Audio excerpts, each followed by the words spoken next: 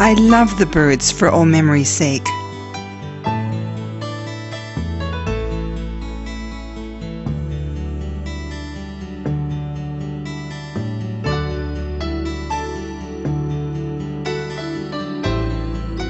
Way back when I was a little girl living near Salt Lake City and just on the border of Great Salt Lake, there was a terrible grasshopper war that raged in most all the towns in Utah.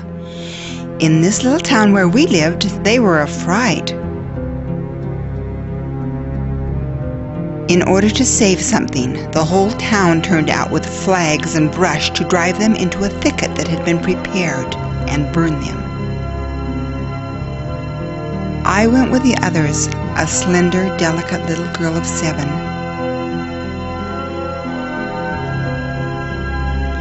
Our food was not very nourishing in those times, and by noon I was about worn out. I went to Pa, pale and trembling, and he told me to go home. I started and got as far as the gate and fell in a dead faint. The next I knew, I heard Ma say, "I told your Pa she ought not to go." The next morning I did not wake up very early, and the first thing I heard was a shout from the children crying, "Oh, look, look, see the birds!" I hurried into my clothes and outdoors. The sight that met my eyes I shall never forget. The whole heaven filled with gulls. They alighted on the fields of grain, then rose like trained soldiers. 1 or 2 would rise and would make a round sweep. Then others would follow in quick succession.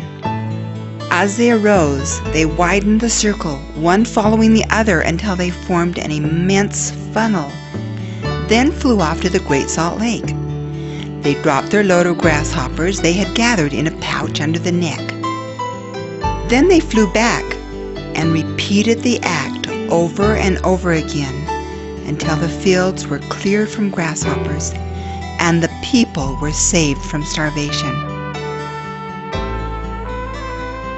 I have seen reefs of dead grasshoppers as high as a house, all salted down on the shore of Great Salt Lake.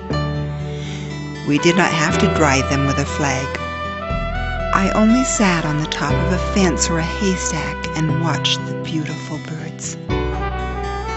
This is why I love the Seagulls, who have been instruments in the hand of God to save His people from starvation.